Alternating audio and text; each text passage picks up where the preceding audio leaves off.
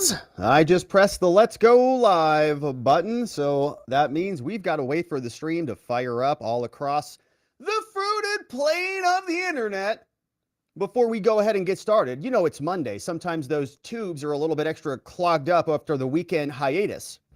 But it looks like they are alive and well. YouTube, the Rumble, the locals, the X. That means we can go ahead and get started. So let's do it, shall we?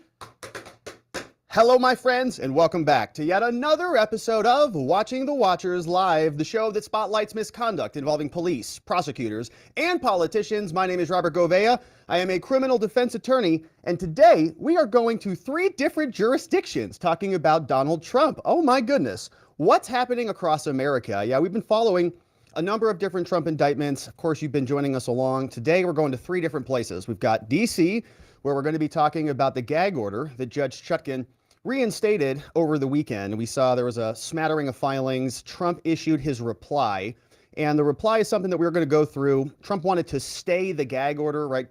This judge came out and said that Trump can't talk about certain things, and that was lifted because Trump is appealing her order, but then she just put it back. Ugh.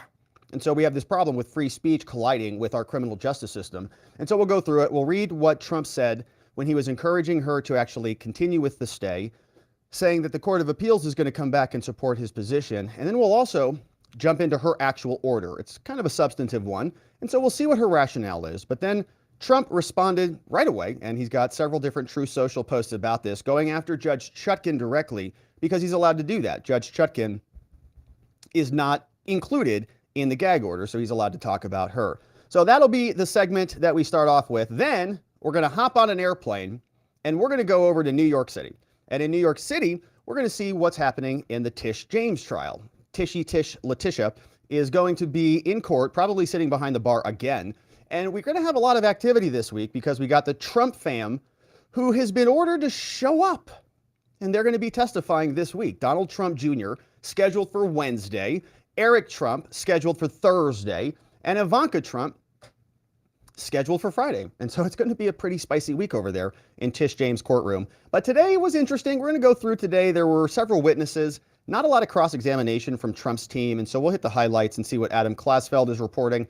He's over at the Messenger, and he was there, and he was live tweeting exactly what happened. So we'll get up to speed on that as they prepare for the Trump family to show up and testify. It's a wild situation what's happening here in this country. Not only going after the man, but the family too. So the politician, then the personal man, and the family as well. So then we're getting on another plane and going over to Colorado, where the Democrats are launching another attack to try to keep Trump off the ballot. So everywhere we turn, it is just this onslaught against the former president. So in Colorado today, interesting morning. We actually hit this live this morning. We had a live reaction to what was going on to this for our members. And I want to revisit it because this judge, her name is Sarah B. Wallace, and she is refusing to recuse herself from this case, even though there are some problematic donos that she made. She made a nice big super chat over to an anti-insurrectionist organization. And that organization is called the Colorado Turnout Project. And so this morning we talked about it a little bit, but I was able to dig into this further. I actually pulled up the document courtesy of, we'll get there. We've also got the appointment announcement. So the timing on this is very curious. We know a little bit more about the actual organization, the Colorado Turnout Project. They aim to prevent violent insurrection. And this judge made donos over to them right before she became a judge. So very curious. Then we'll also go through some of the statements. It was actually kind of a monotonous hearing, if I can be honest about it. We were listening to it, and it kind of felt like flashbacks to Liz Cheney's January 6th committee hearings, except we had some cross-examination here and some oppositional lines of questioning. But still, it was just kind of a rehashing of all of that. We're under attack again? It's a strange thing that they're doing, indulging in. So we'll go through all of that, my friends, and more. And as you can see, we have a lot to get to today, and I hope you had a beautiful and incredible weekend. I certainly did. And we're very grateful to be back here and with you. This morning, we had a beautiful members-only stream, as did we on Saturday, this past weekend. And so if you want to become a member, we'd very much appreciate that. We do a lot of fun morning streams. We have a after party today after the show. We do Saturday stuff. We really try to deliver for our members, and we're working on a bunch of other cool stuff. So check it out, watchingthewatchers.locals.com. And you can also join on YouTube. If you become a member on YouTube, you can join us on our private Telegram and stick around for the after party by joining over on that app. So grab the Telegram link, navigate over to the community tab section, download the app, and join us on Telegram. We've also got our website, robertgovea.com, where if you go here, you can sign up for our daily newsletter. So you can get stuff delivered to your inbox. I know sometimes you can't stick around for the full show. You got to bail out of here after 45 minutes or whatever. You get the whole summary of everything else that we talked about delivered to your inbox the next morning. So that way you can share it, forward it along to somebody who you think might need to know about what they're doing here so that we're all apprised of it. And that way we can stay in touch in case anything happens on YouTube or elsewhere. We've got contact on our own independent chain of communication. So we're building that hard. So check it out, robertgovea.com. And without any further ado, my friends, it's time to get to business because we had a weekend. We're rested. We're ready to go. And we've got some gag order business to attend to. So let's get right to it.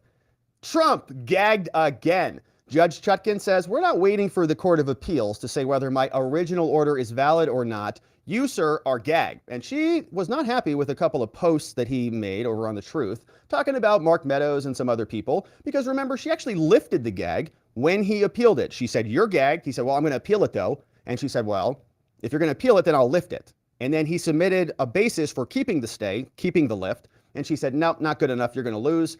Gag comes back. So we're going to go through what Trump's original order was, or motion was, before we get to the order, because Trump already responded, man. He's on True Social, just dropping off bombs right after the gag order came into place. But he's being very careful about it, right? He's not saying some of the same things he was saying before, seemingly in line with the gag order. So we'll go through all of what happened here, starting off with the Trump reply. And remember, the way these things are structured is Trump makes the original filing, which he did. Then the government issues a response. Then Trump gets the final word in the form of a reply. So this is Trump's reply in support of a motion of a stay of a gag order. Now, you might be asking yourself, Rob, if we already know what the outcome is on this case, why is this important? Well, it's because these arguments are going to make their way up, right? We're going to see these arguments again. They're going to, in my opinion, I think the Supreme Court should settle this, right? We should decide what has priority here, Trump's First Amendment rights or the due process within the criminal court system, or how do we balance those things, especially when you have a real serious risk of taking a political candidate and harming their political campaign using the justification of the criminal courts to do it. So Trump responds to this, and this is kind of his final word on this. He says, look, all right, Judge Chutkan, you issued an order, and you put it in the docket. We are going to call it the gag order. Now, what that does, Judge, is it imposes sweeping prior restraints on Trump. In other words, Trump can't speak because he is restrained before speaking. He's muzzled. We know he's the leading candidate in the 2024 presidential campaign. So if you reinstate this gag order, the gag order would prohibit Trump from discussing nearly anything about this case. And so I just want to pause for a moment here, because in criminal law, sometimes you can have a bad ruling that goes against you. You can have lose a motion to suppress, lose a motion to dismiss, lose any type of issue. And you can appeal it at the conclusion of the case. And the only thing that loss really impacts is the case, right? It might impact other things, like a person's necessity to go to court, like to show up for another trial. If you reverse it, if you have a mistake in the original trial and you reverse it, you might be able to do it again. It's going to cause that person to have to go through a trial again and all of those things. But that person is not going to lose, in some instances, a presidential election. Okay, you can't undo that. If Trump is gagged here and can't comment on the election, yeah, he might be able to have a new trial again when Judge Chutkan gets reversed on appeal, but he's not going to get a new election again. So we're talking about serious collateral external consequences from this. Okay, Trump is being harmed in a very palpable way beyond this case, and this is impacting that. So they say this is a key campaign, Judge, and with the American public, including reasonable foreseeable witnesses and their testimony, we want to be able to talk about this stuff, and your gag order would limit Trump to that. Reasonably foreseeable witnesses is so broad, it encompasses virtually everybody. Also limits criticisms of prosecutors, whom he believes, Trump believes, with good reason, by the way, are politically biased, as laid out in the prior document, the motion to dismiss for selective prosecution. Trump's defense says, Your Honor, never in American history has any court censored the speech of a political candidate. least of all in the extraordinarily broad and vague terms of your gag order. In reaching this unprecedented decision, the court rejected and did not rely on any of the prosecution's false, unsupported, and unconstitutional claims that prior restraints are necessary to avoid undermining the confidence of the criminal justice system, or otherwise influencing the actual outcome of a trial or prejudicing the veneer. Instead, rather, Trump's defense says, the court's sole justification, the only reason, all those other things were necessary, but the sole justification is its unsupported conclusion that President Trump's protected speech about this case may lead to some third party out there threatening and harassing the prosecutors or the witnesses or the court staff. It's all hypothetical. It could happen. The prosecution echoes this theoretical and this conclusory argument. Right? So they're saying, well, it could happen. Trump says a lot of things. He's got a big audience. This is like if you're a big social media influencer, like you have less speech because somebody might do something crazy out there. And this is the law of big numbers. Right? That kind of is how this works in many ways. So they're gagging Trump to stop that when that same possibility, the idea is other third parties could be threatened by anybody's statement or take action that is threatening based on anybody else's statement, not just Trump's. But here's the point. They say, as discussed, Your Honor, this purported reason for the prior restraint is entirely unconstitutional. Neither this court nor the prosecution suggest that President Trump himself has threatened or harassed anyone or directed anyone to do so. The only cited concern is the unidentified, quote, followers of President Trump, numbering over 100 million U.S. citizens, okay? So you just think, like, what's 1% of 1% of 1%, right? There's like, a bunch of people in that number. May do so unprompted at some future date. So it's anybody who's popular, they can kind of gag based on their theory, right? That somebody might do something someday.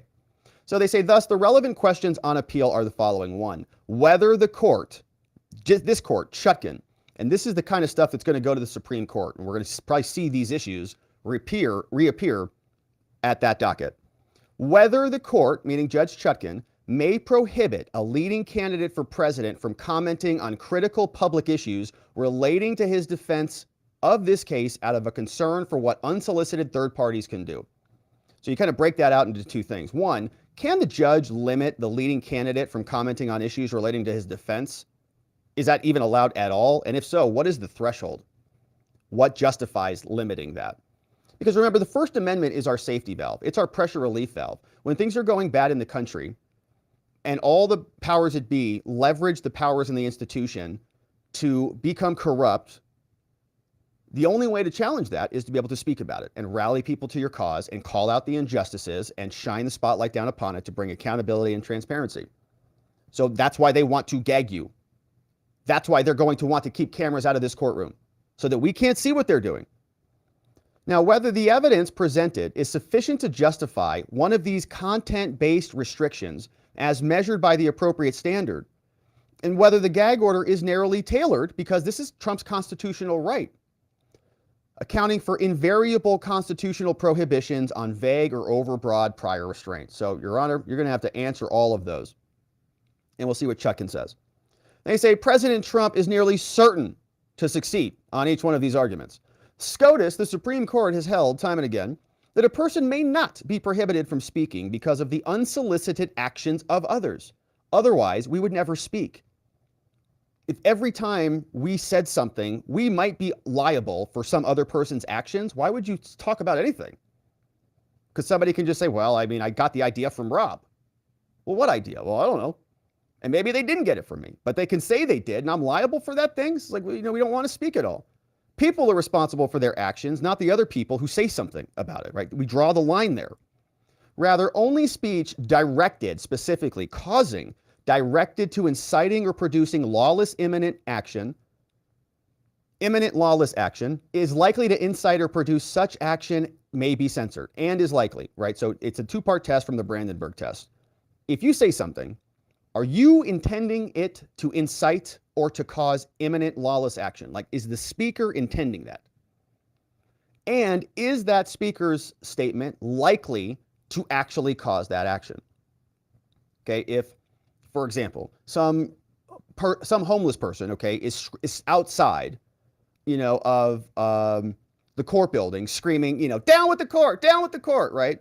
Maybe he's saying, take the court over, or saying something, right? He's directing, he's inciting it. That's his subjective belief that he wants that. But it's not likely to incite anything, and we still protect that. So it's got to be directed and likely. Then it may be censored.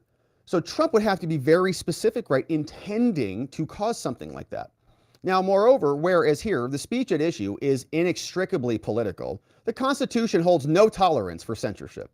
President Trump has a right to speak his mind, and the public has a right, we have a right to hear what he has to say. The prosecution and the court may not like the content of these statements, but Trump has an inarguable and inalienable right to make them. Nor is conceited prosecutorial speculation from Jack Smith and those deranged thug prosecutors that some individuals might feel harassed or threatened is hardly a constitutional justification for limiting free speech. Because Molly and the highlighter team, they're all freaked out about this or something. We're nervous. Oh. Well, here, without a demonstrable, without clear and present danger, according to this U.S. Supreme Court case, or even a substantial likelihood of material harm, the gag order will not be upheld on appeal, is what Trump's defense says. And finally, the gag order is not tailored at all, let alone narrowly. When we suppress somebody's constitutional rights, it has to be necessary by the government. There's like nothing else they can do. And it has to be the most narrowly tailored thing possible. Right? They can't be overbroad with it. So this is not tailored at all, let alone narrowly.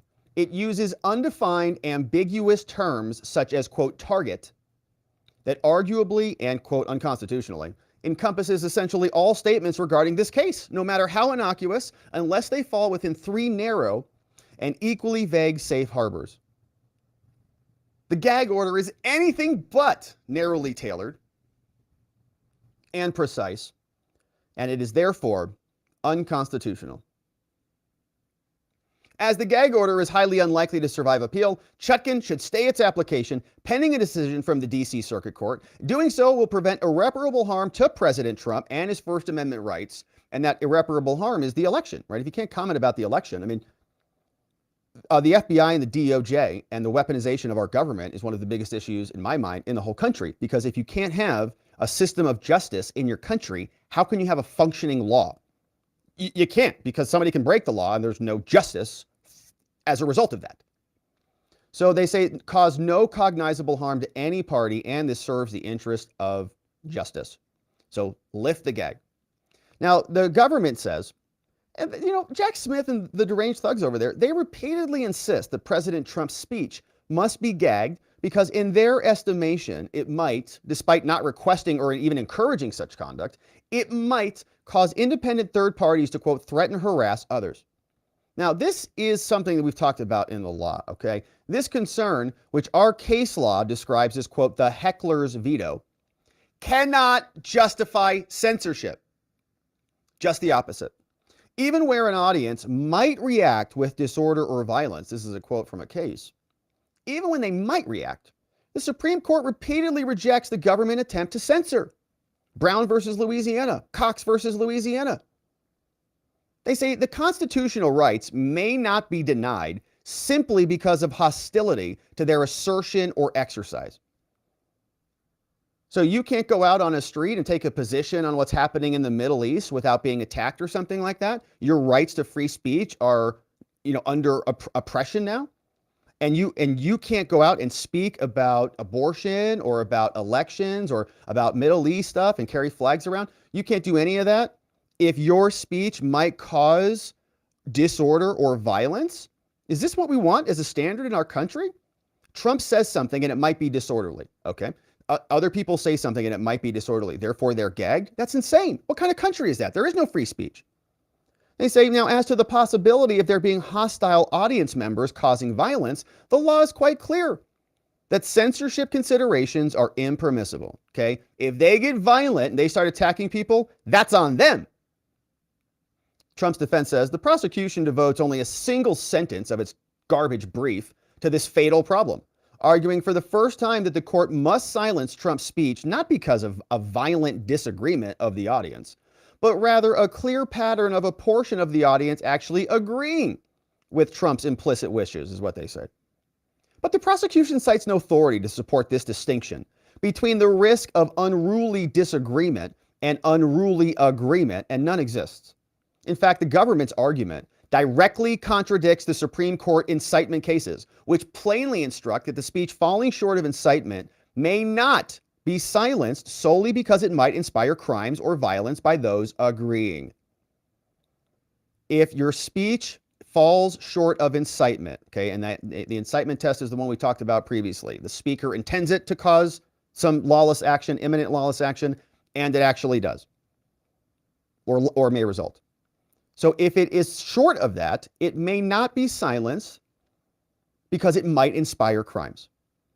Now, these decisions have fashioned the principle that the constitutional guarantees of free speech and free press do not permit a state to forbid or to prescribe advocacy of the use of force or of the law violation except where such advocacy is directed to the Brandenburg test. That's when they can come in. This is according to Brandenburg, the U.S. Supreme Court case. So they say, Your Honor, Chutkan, under settled law, a speech restriction that seeks to silence speech because it might, quote, provoke the use of force or of law violation from the audience. If you try to silence and censor Trump for this, it impermissibly intrudes upon the freedoms guaranteed by the First and the 14th Amendment. It sweeps within its condemnation speech which our Constitution has immunized from government control, citing 8 cases here. Now, here these cases are controlling. Trump's speech does not constitute incitement, and the prosecution never even contends that it does. Indeed, the prosecution ignores the point entirely by failing to identify any alleged violence or to demonstrate that Trump's speech caused or was otherwise directed at inciting or producing violence.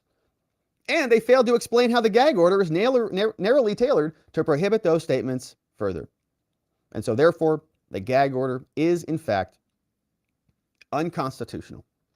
And we'll keep going a bit. This is good stuff. They say the gag order also violates 2 more fundamental principles of the First Amendment. 1, the protection of President Trump's campaign speech meriting the highest level of protection. In the middle of a campaign, they had timed it perfectly. And let's not forget, by the way, this case is scheduled for a trial on March 3rd, I think, the day before Super Tuesday, whatever that Tuesday is. The day before, January 6th trial, before everybody's voting. They're going to get a big smack in the face by everybody. New York Times for the full week, 2 weeks, Trump's trial, Trump trial, Trump trial, coming up. Then the day they go into the voting booth, opening arguments probably.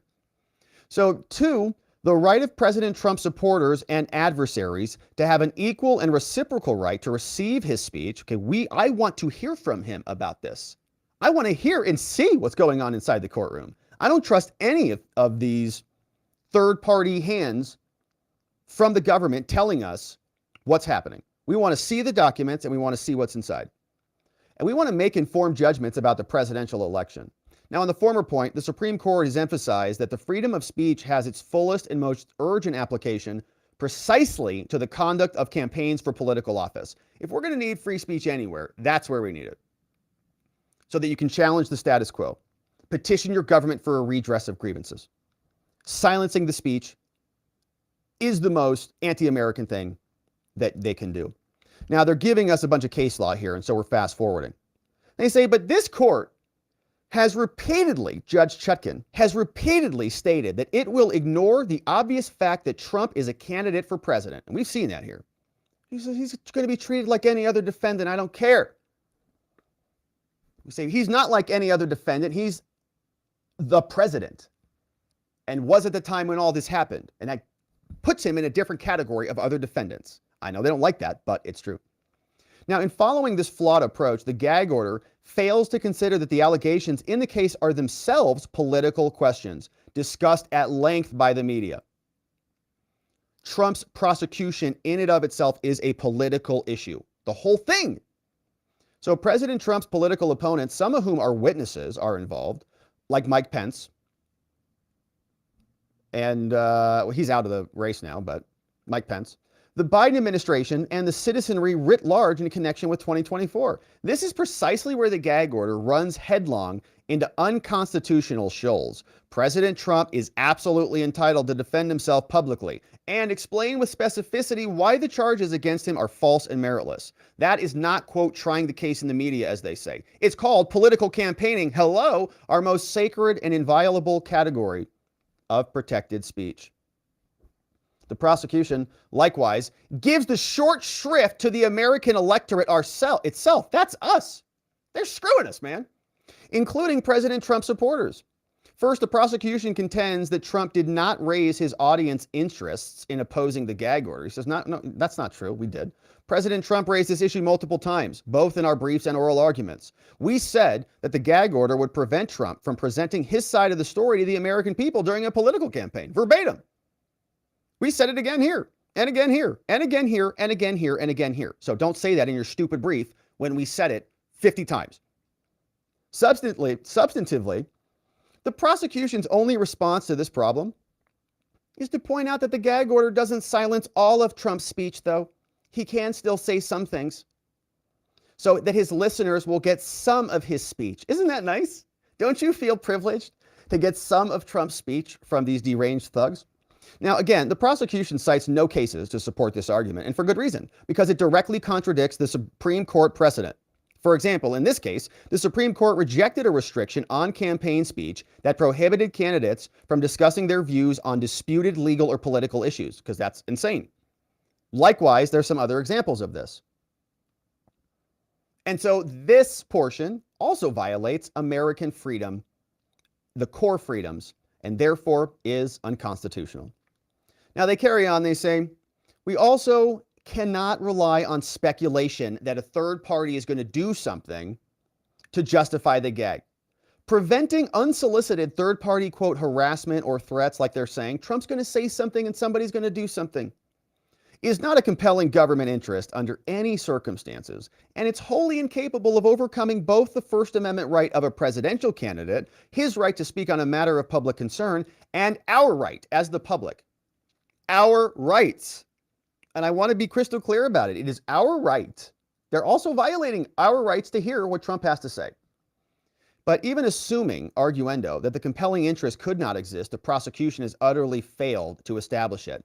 They contend that they have uncontradicted filings that provide the need for the basis to establish the existence of harassment or threats. But the prosecution is wrong. First, screenshots of social media posts from, quote, between the presidential election and the certification on J6 almost 3 years ago do not prove that anyone has even been harassed or even threatened due to Trump's statements. Although the prosecution provided public statements from 3 individuals claiming that they allegedly received harassments, okay, so these randos, and threats in the same time frame, the prosecution did not draw any causal connection between these claims and Trump's statements.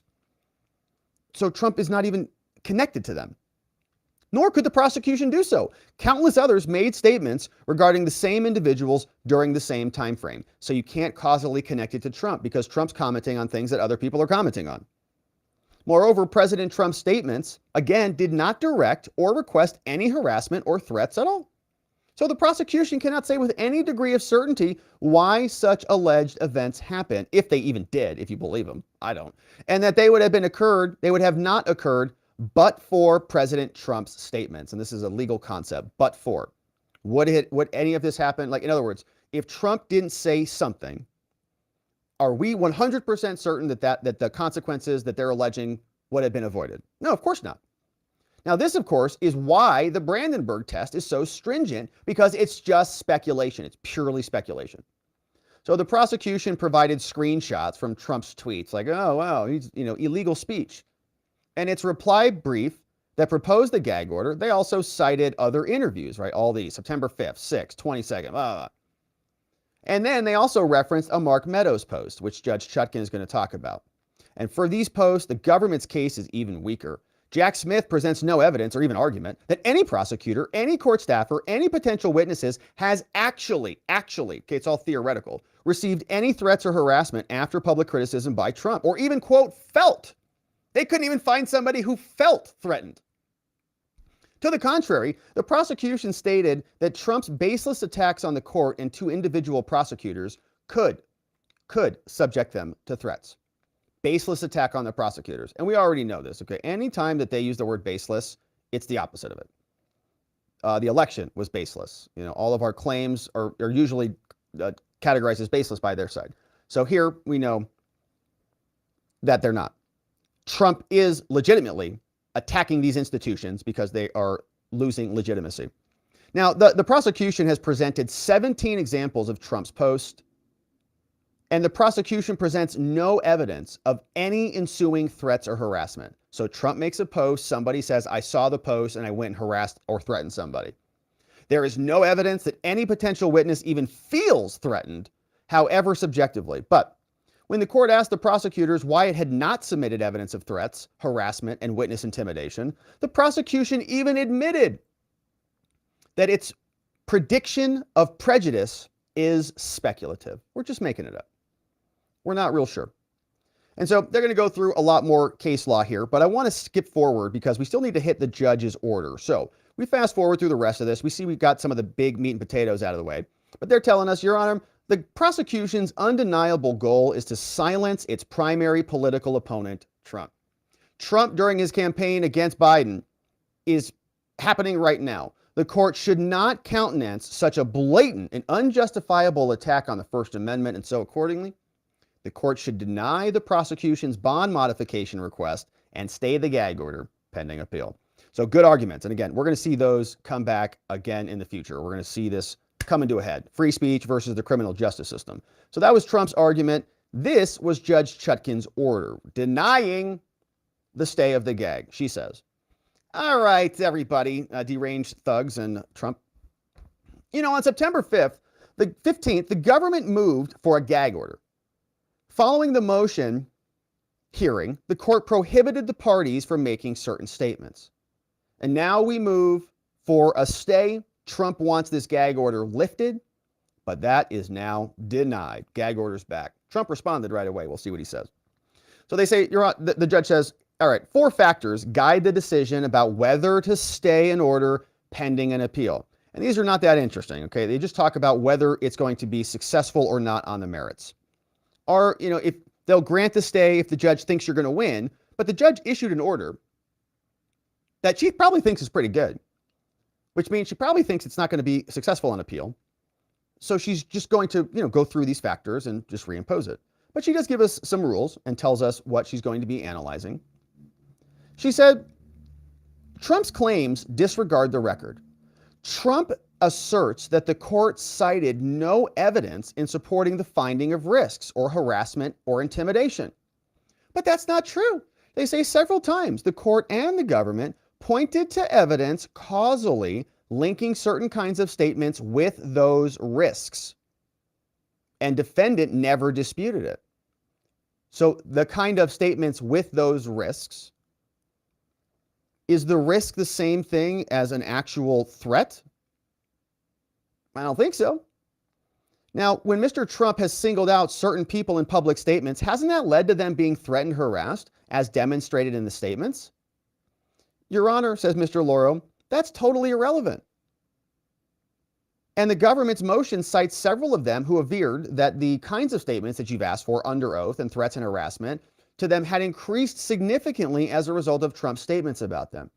And they say undisputed testimony cited by the government says that when Trump has publicly attacked individuals, they get threatened. So the judge says, well, the evidence is in the record. He just fails to acknowledge it.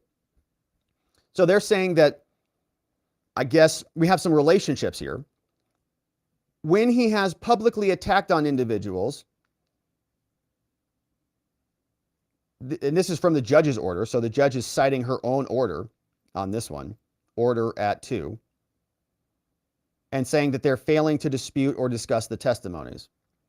All right, so this will all be appealed, obviously. Now, likewise, Trump claims that the court gave no meaningful consideration to other less restrictive measures like a narrower order. Again, that contradicts the claim that we see in the record.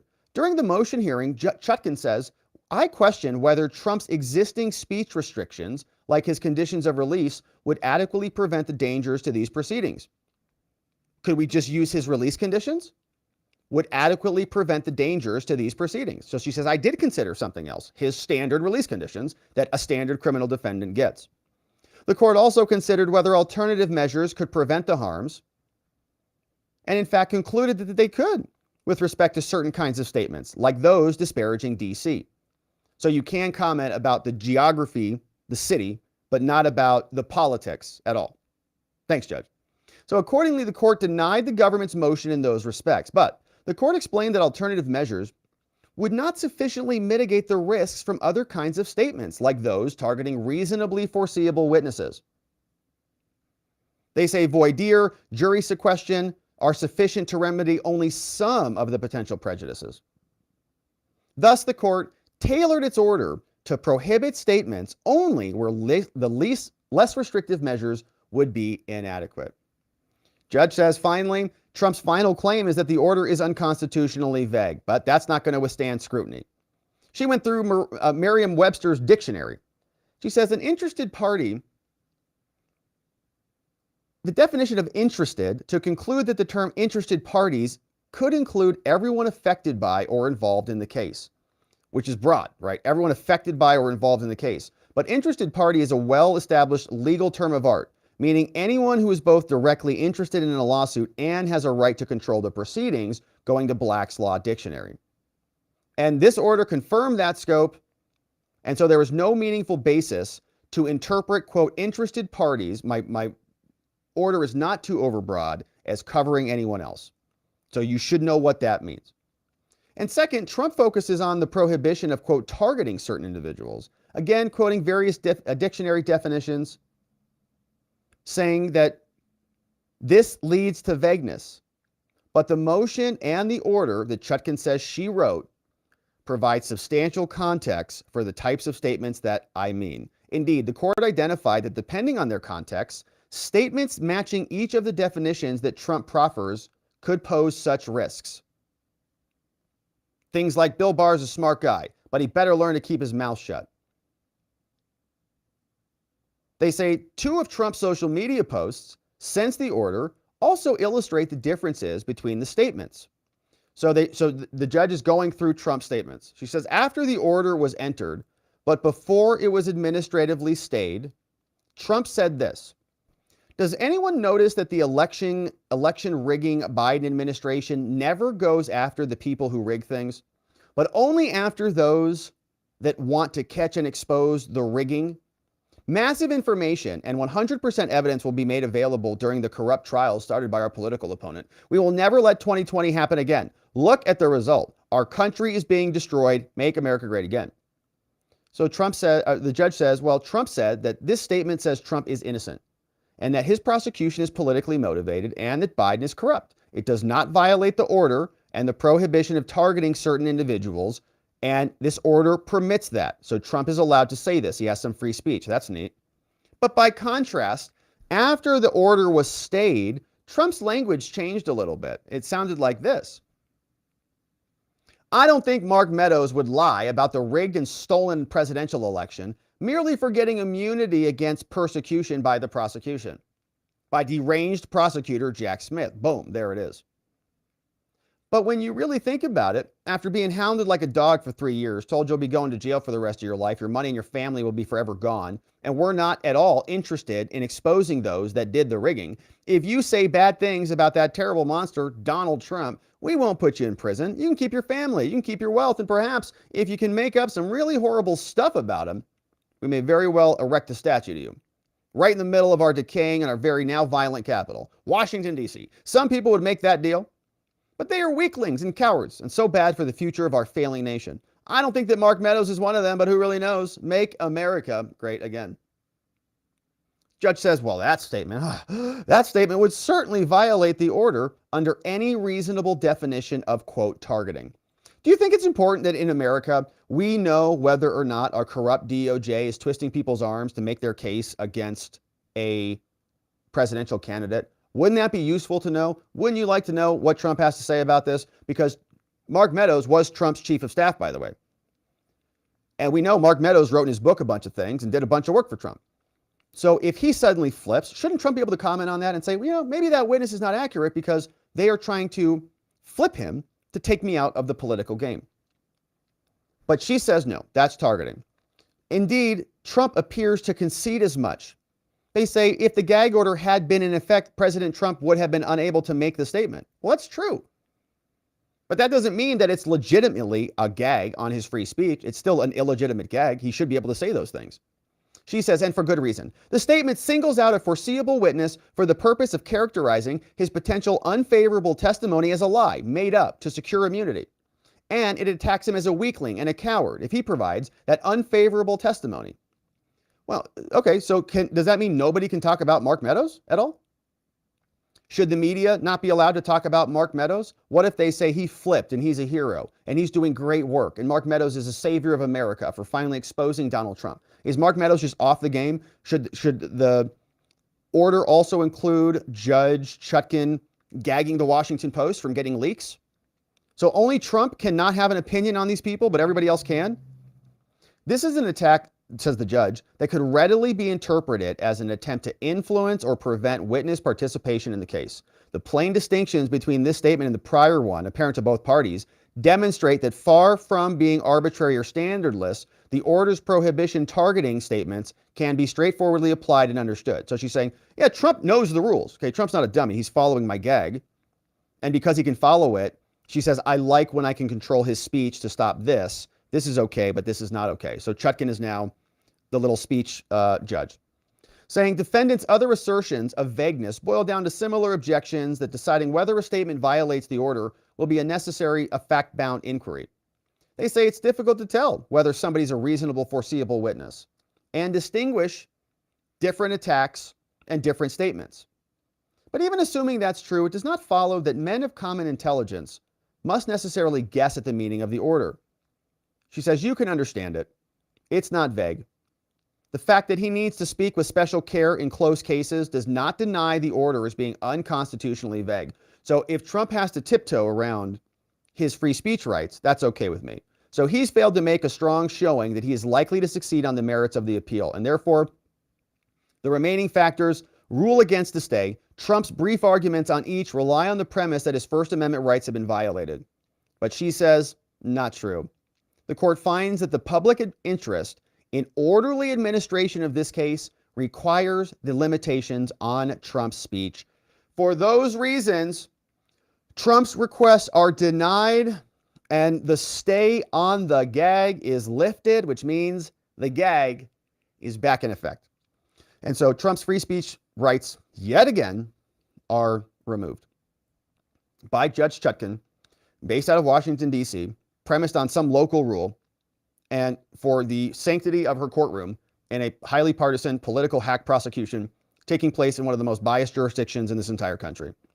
Trump can't speak about it because they don't want him to talk about this. If he talks about it, they're going to be exposed. So Trump responded to this immediately, right after the stay was lifted, and he dropped a couple of responses. He said this: why didn't crooked Joe Biden tell his Injustice Department to file lawsuits and indictment against me 3 years ago instead of right in the middle of my campaign for president? You're setting a bad precedent for yourself, Joe. The same can happen to you, buddy. These third world Biden indictments, which should never have been filed, would have been tried over with years ago. My sleazebag opponent shouldn't be able to do this during my campaign or before the election. Says very much the same thing in that truth. And there was, I think, one more that I saw from him.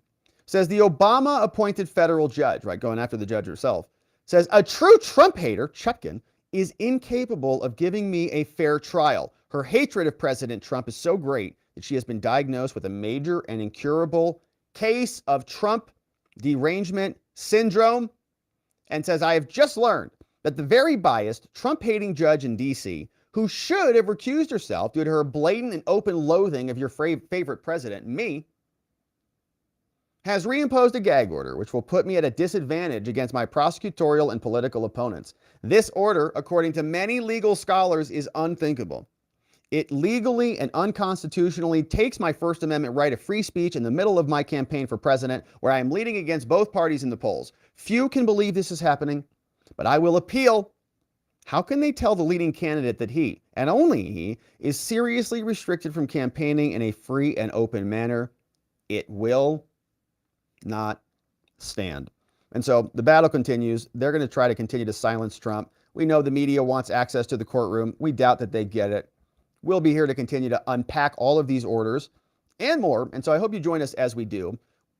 Head on over to robertgovea.com to sign up for our daily newsletter. And that way, if you miss anything here on the channel, you'll get the email delivered right to your inbox where you can stay apprised of all the latest happenings in this case and more. And we'll look forward to seeing you on the next one. All right, my friends, now we're getting on an airplane. That was Washington, D.C. Now we're landing over in New York City. A lot of travel today. The Trump family has been ordered to testify in New York, the case brought by Big Tishy Leticia James, and she's in the courtroom, usually sitting behind the bar.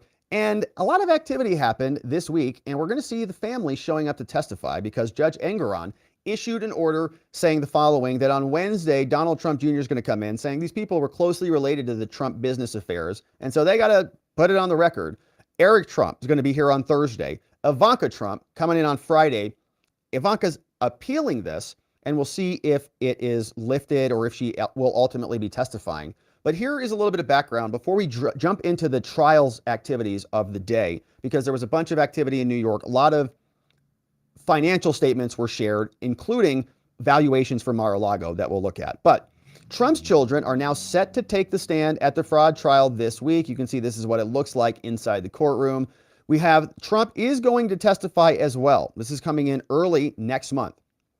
And it stems from a lawsuit brought by Tish. In the past 4 weeks, lawyers from the AG's office have argued that Trump's employees had arbitrarily assigned some valuations. And here, Trump's business licenses have been canceled. But what we are expecting is the following. 17 witnesses have testified so far. This week, the Attorney General plans to call, so these are the government's witnesses, Trump's sons and his daughter, Ivanka, to the witness stand. Trump Jr. is expected to testify on Wednesday, Eric Thursday, Ivanka Friday. Mr. Trump going to take the stand probably the following Monday on November, a lawyer for the AG's office said. So Trump's attorneys are then going to start presenting their defense shortly thereafter, and the trial is expected to conclude before December. Now, this case also has a gag order, and Trump got fined $10,000 for a second violation of that gag order, which his attorneys once again promised to appeal. And so that is the latest. That's the context. That's the jumping off point. But we're back in trial for another week in the courtroom with Judge Engoron. And today we're checking in with Adam Klasfeld. He reports over for The Messenger. Highly recommend you follow him if you're interested in the law and updates. Does great reporting. He's there. We are in week 5, man. Civil fraud trial kicks back off. We've got some new testimony of this guy, Raymond Flores. He's going to be back on the stand as we start. An ex-Trump org vice president who recently described his communications with Eric Trump, which is why Eric Trump's going to be coming next. Here's what we got. New York Attorney General, the government, says, Your Honor, good morning. Okay, we recall to the stand Raymond Flores. So the government prosecutor, he's showing Flores a spreadsheet. He says, you see all these cells? Look at all these rows and columns. You recognize this? Yeah. What is it? He says, well, that's a financial statement of conditions for June 30th, 2018. That's right. The prosecutor says, well, I want to play a voicemail that's related to that. So they cue up the tape recorder. And he says, who's on this tape? Do you hear who this is? It's playing a tape. He says, I know who that is. That's Jeff McConney. He's the Trump Organization controller. And he left for Flores the following. It says, quote, on Christmas Eve to come up with additional reasoning to come up with a 4% cap rate for one of the properties. That's what's on the voicemail. You remember that voicemail? Yeah. So about 3 days later, they said Flores made a change to the value of this property. So Flores gets a voicemail, and Flores is on the stand. Okay, so Flores is on the stand.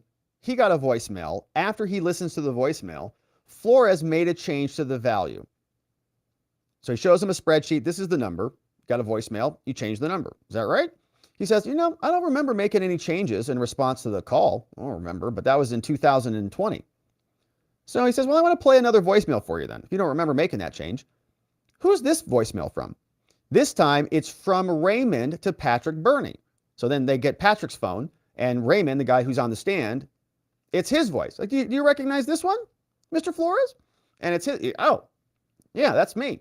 So in the message, Flores, the guy on the stand, can be heard saying that Eric Trump asked Flores to reach out to Bernie about the statement of the financial condition. So then Bernie's the guy who wanted to make additional reasoning. No, actually, that's Jeff McConney. So Bernie's another person. Let's see who this is. So in the brief message, Flores can be heard saying that Eric asked Flores to reach out to Bernie. So they say, thank you. Now we know who all these people are. I want to turn your attention now, Mr. Flores, to Mar-a-Lago. You see this chart over here? Yeah. It's a chart. It's got valuations on Trump's statements of financial condition ranging for about 10 years, 2011 to 2021.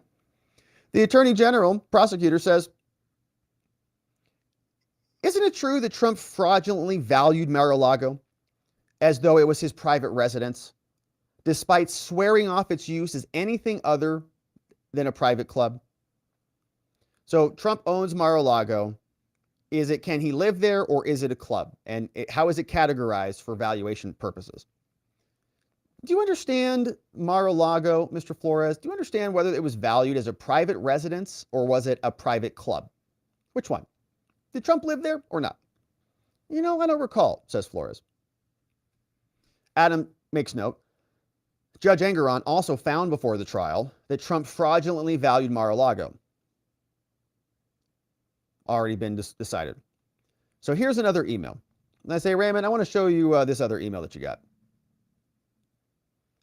You remember this one? It says November 13th, 2020. Subject, calls from the media. November 13th, 2020 is just a week after the election. Just an FYI, we got calls from the media about the appeals for Mar-a-Lago and Doral. And they're looking at the documents for valuations. He says, the government says, on this, do you see where it says commercial and not residential? And he says, yeah, it says right here, the property is marked as commercial. So Mar-a-Lago, marked as commercial. Got it. Now, I also want to show you this withdrawal of the valuation appeal. And there's another document here where the tax representative says that he agrees, apparently somebody agrees, with a $26.6 million appraisal. So here's what it looks like. Mr. Flores, I want to show you another email from a tax representative who submitted the document, another person, a senior consultant, and they say this one is about a Mar-a-Lago homestead exemption.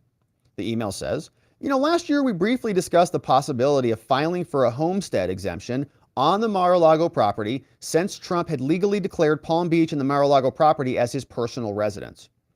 So can we classify it? These are internal emails. The email rattles off how Trump would need to, quote, meet certain requirements in order to qualify for that exemption, like transferring ownership to him as an individual instead of the company.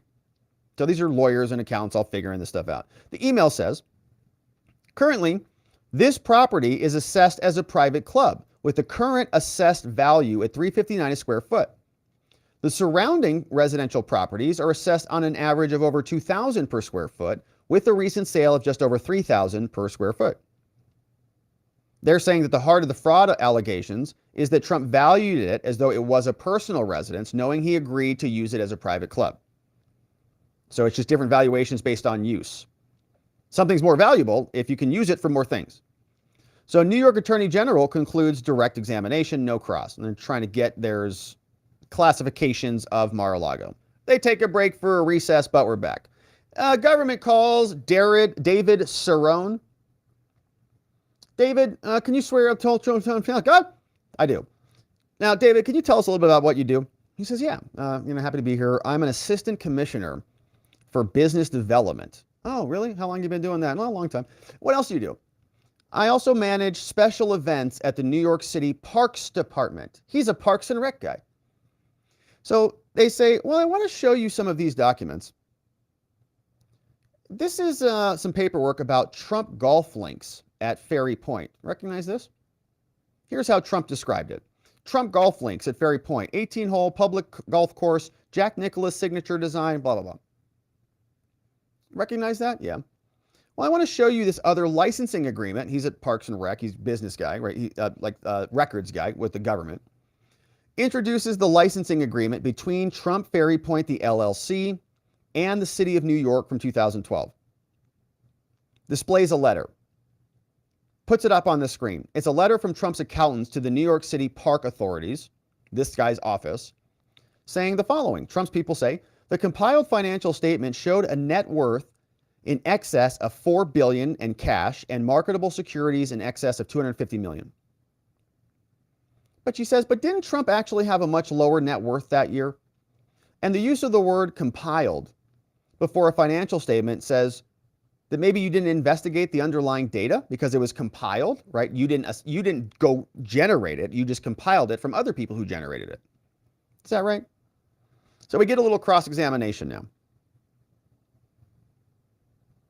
Trump's new lawyer jumps onto the stage. Witness is still in the stand. Her name is Jennifer Hernandez. She comes from Christopher Keese's law firm. Shout out to Jennifer. Hernandez calls the witness's attention to other portions of the agreement. She says, oh, no, that's it. No further questions. Don't get much more out of that one. So you've got some other discrepancies. Okay, here's a discrepancy. No further questions. Now, government calls someone else. We're moving fast through witnesses here. This one is a video deposition. The next witness testimony is a video deposition of Claudia Moradian. She's an ex-vice president and senior underwriting officer for commercial surety at Zurich, North America. Government is up. Notable part of her testimony, they show her a transcript of Alan Weisselberg, somebody who's already been charged and convicted, and says, here's a transcript. Did at any point in 2018, did you inform a Zurich underwriter, somebody who would evaluate claims, that the valuations contained in the statement of financial condition were in fact performed by appraisers? I don't recall saying that, no. And referring to that passage, the witness says, it's not consistent with what he told me during the hearing. So two people are saying different things about valuations. Now, one of the last lines of her testimony in the video deposition is this: we're expecting our customers to be truthful to us when we're underwriting them. And I'm sure they leave it there. That's it. Trial's adjourned for the day. And so that is where we're at, my friends. A little bit of an uninteresting day. Some more documentation, some more valuations, some homestead exemption stuff. We got the Parks and Rec guys there.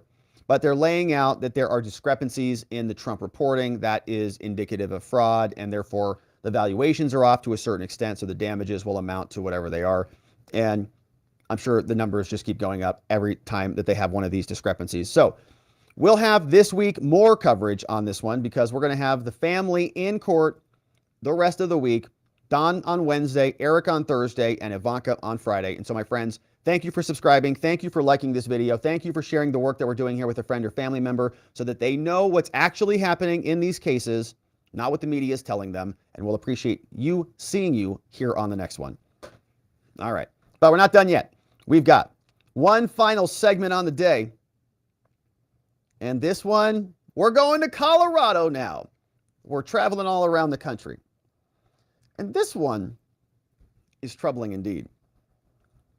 Colorado judge on the Trump ballot removal trial refuses to recuse herself, doesn't want to be removed from the case, says there's no reason to do that, even though she made a very interesting $100 donation. And I know it's just $100. I know it sounds minimal, but she's a judge. She's supposed to be impartial and unbiased. And we're going to go through exactly what this donation was for and when it was made, because she actually wasn't a judge at the time that she made the donation, but she was pretty dang close. We'll see what it looks like. But we're going to go through this hearing today because they're trying to throw Trump off the ballot. We've already covered the full Colorado lawsuit. It is one that left me concerned, and rightfully so, because this judge has now created this bizarre insurrection type trial where they're rehashing a lot of what Liz Cheney presented to us.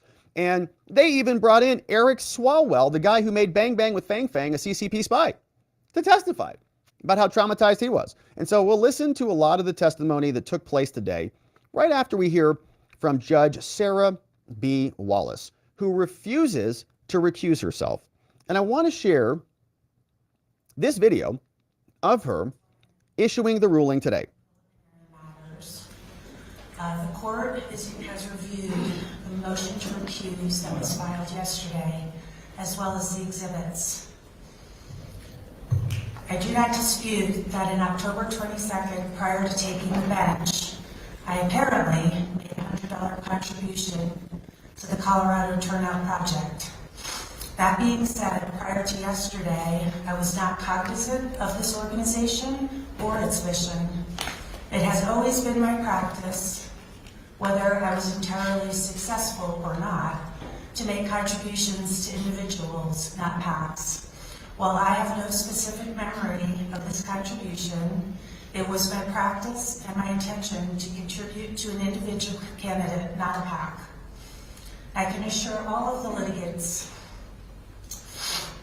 in this litigation that prior to the start of this litigation and to this day, I have formed no opinion whether the events of January 6th constituted an insurrection. We'll see. Or whether intervener Trump engaged in an insurrection, or for that matter, any of the issues that need to be cited in this hearing. If I did, I would recuse myself. But because I don't, I deny the motion for recusal. All right. So let's break down what actually went on in this donation. Now, the audio on this proceeding was quite bad, right? All throughout the day, the mic levels were all off. So I'm going to do my best to keep our audio volume in check. But let's learn more about that dono. Okay, it was $100, and you can see what happened here with the dono. It was made by Sarah Wallace. It went from the city of Denver. At the time, she was a lawyer. Okay, she was working at Ballard's Spar, and it was a $100 donation marked on October 15th, 2022. Seems like a small thing, not a big deal. Earmarked for the Colorado Turnout Project.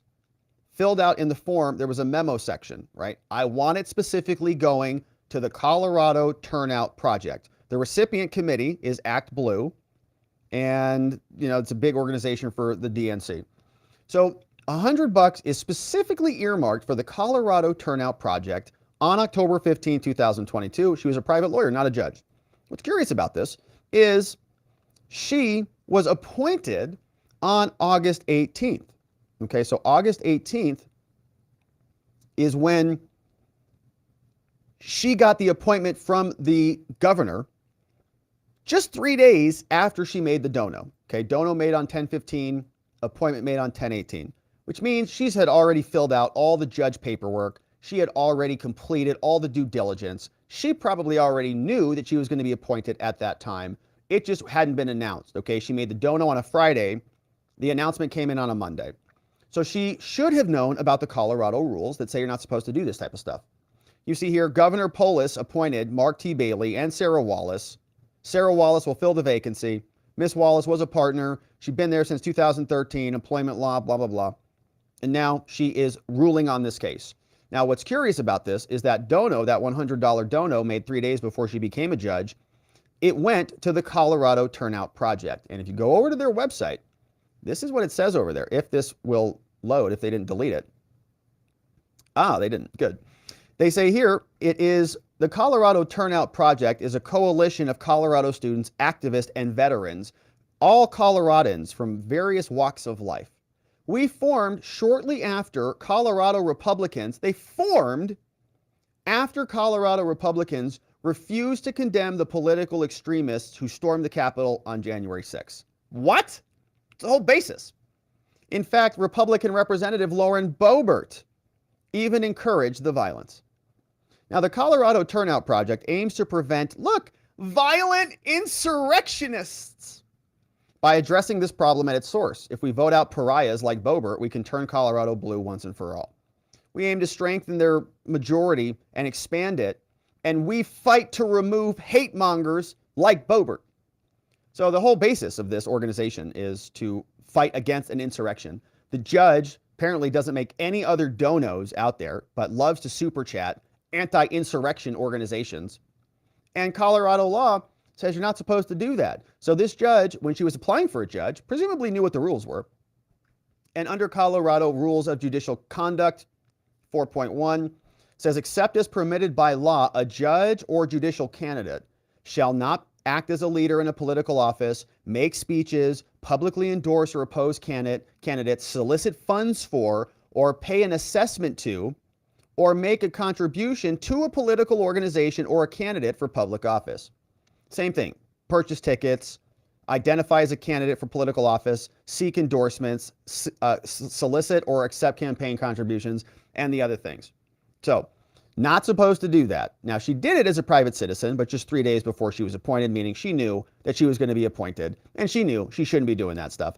And she did anyways, and she's not recusing herself, and she's denied all of Trump's motions to dismiss, and she's creating this bizarre situation now because we covered the original filing, and the strategy here is the same strategy that we talked about during COVID. What happened in COVID is a bunch of third-party entities would find some voters in various states. It was often the Retired Associations and Alliances of America. Michigan, Retired Associations Alliance, right?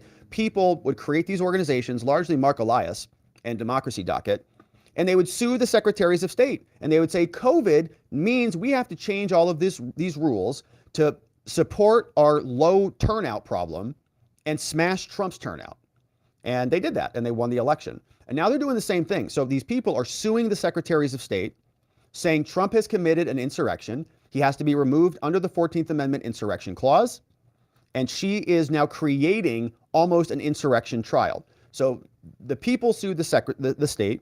Trump is the intervener.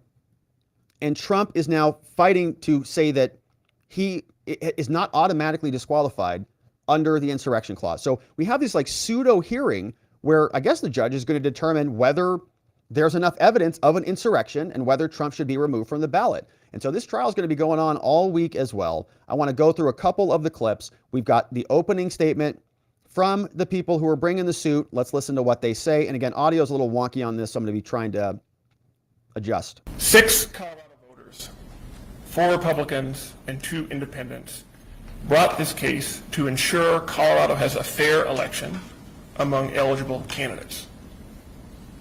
Trump incited a violent mob to attack our Capitol to stop the peaceful transfer of power under our Constitution. That mob got within 40 feet of Vice President Pence after they chased him from the Senate floor. That mob tried to hurt and kill our elected leaders. And we are here because Trump claims, after all that, he has the right to be president again. But our Constitution, our shared charter of our nation, says he cannot do so. And Colorado law says this court must ensure that only eligible candidates appear on our ballots. All right, so they're saying he's not eligible because he already committed an insurrection. And they brought in this guy, Officer Hodges, the same guy that we heard on the January 6th committee. They also brought in Swalwell, who was there. We'll listen to some of it. But this is one argument from Trump's defense and the team who is trying to keep Trump on the ballot and let the people vote. They're asking today for a number of historical firsts. First, this is the first they are asking this court to be the first ever in American history, to disqualify a presidential candidate under Section 3 of the 14th Amendment. We've pointed the court, I believe, to, or we will, Horace Greeley, who ran in 1872 as a Democratic presidential candidate. He had paid for Jefferson Thomas's bail. He was loudly accused of giving aid and comfort to the enemies of the United States shortly after the Civil War when he ran. Lots of debate on that issue. No one ever once thought of trying to disqualify him from voting. His name They wasn't took Trump, their though. arguments to the people for them to make that decision. Yeah. Eugene Debs, Socialist Party USA candidate in 4 elections in 1920, ran from jail. He had been convicted of sedition for giving aid and comfort to enemies during the First World War by trying to stop military recruitment. He was convicted of that. He ran from jail. He was never disqualified. No attempt was made to disqualify him under Section 3 of the 14th Amendment. The case of Eugene Debs is often regarded as a low point in American history, a low point when it comes to First Amendment protections, and for good reason. People should be able to run for office and shouldn't be punished for their speech. They should. The people should be able to decide. They're asking today for a number of historical firsts.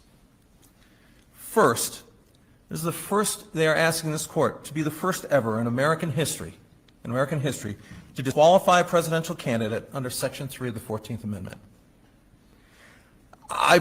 We've pointed the court, I believe, to, or we will, Horace Greeley, who ran in 1872. All right, so we got that clip. So you see, the first time ever, and they followed a format that we're very familiar with. We have already had Officer Hodges, who testified in front of the January 6th Select Committee and with other officers. How did the crowd attack? And they brought him back in, and so we'll listen to this just a little bit. But what's interesting, this is a constitutional, kind of question about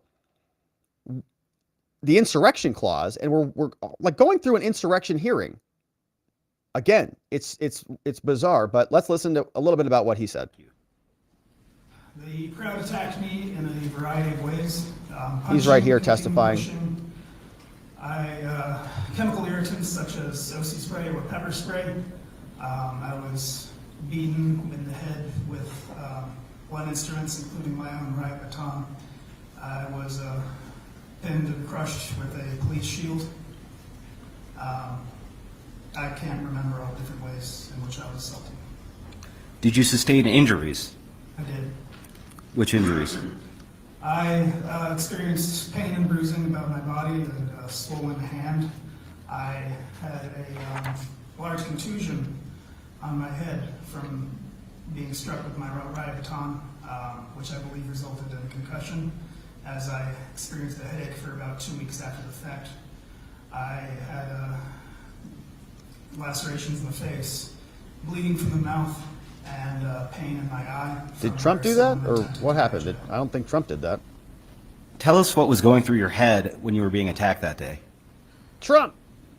All right, so you get the picture on it. It's the same stuff, right? It's the same garbage we heard previously. And so what we'll do is take a look at Swalwell, who is also now testifying and was brought in, and his audio was bad too. So let's listen to see what he said. I'm in Capitol Hill. We're under attack again. Trump.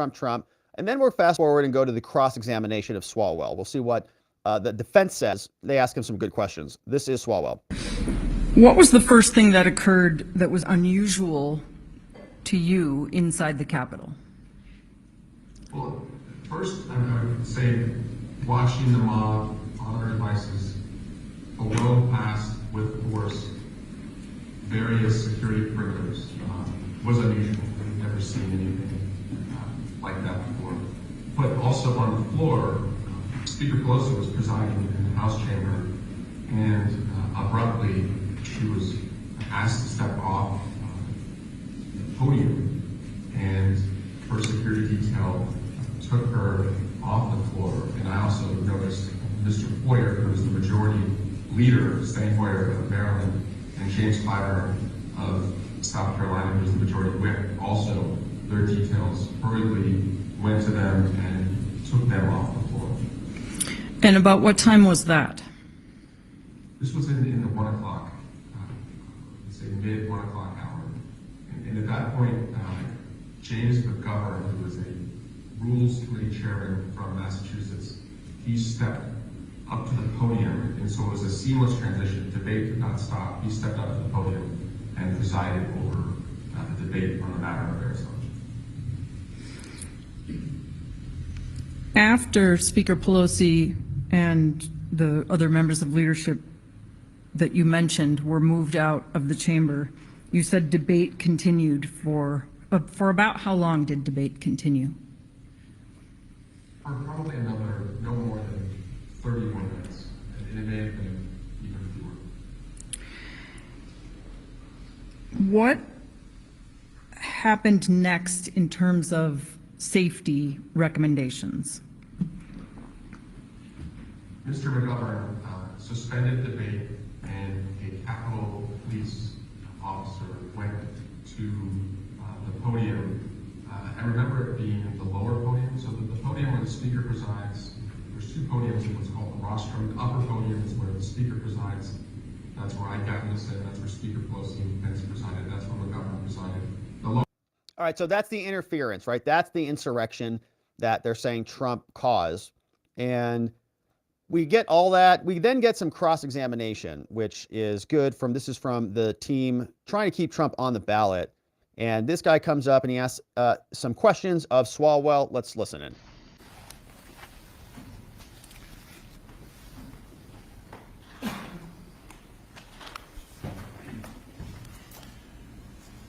Good afternoon, Representative Swalwell. Good afternoon, Council.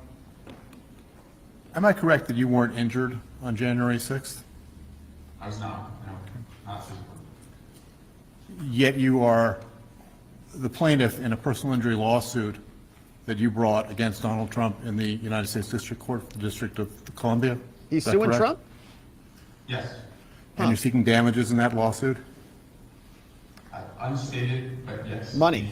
No He's suing Trump for money?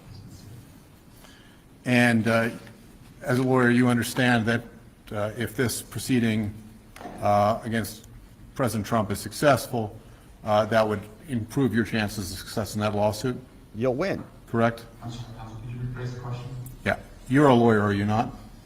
Yes, And you understand that if this case goes against President Trump, that likely increases your probability of success in your personal injury lawsuit against him, right? Objection, Your Honor, relevance. Goes to bias, Your Honor. Overruled. I'll leave it to the legal experts as to what this means for a separate lawsuit. I don't know. Doesn't know. What a dummy. Not a good lawyer. Would absolutely help him. Can't figure it out, though. But he's a congressman.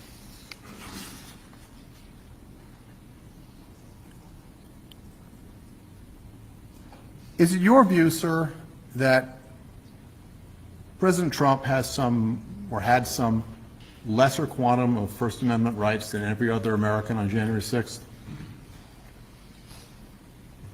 No, it's not.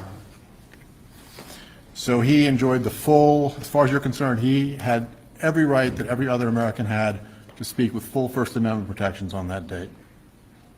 In accordance with the law, yes.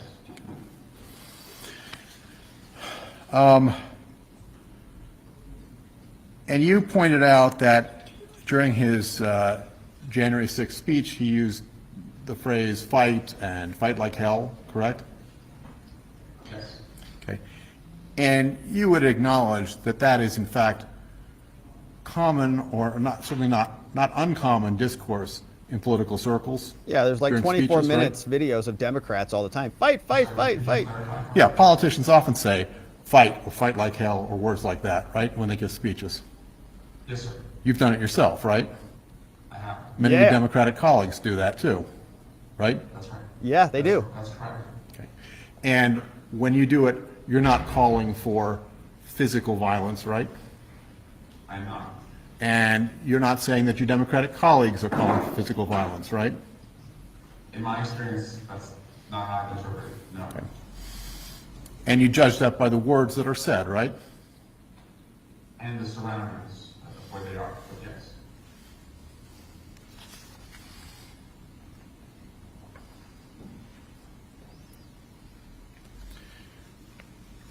I'd like to show you Exhibit 1066, which is was designated as a cross exhibit.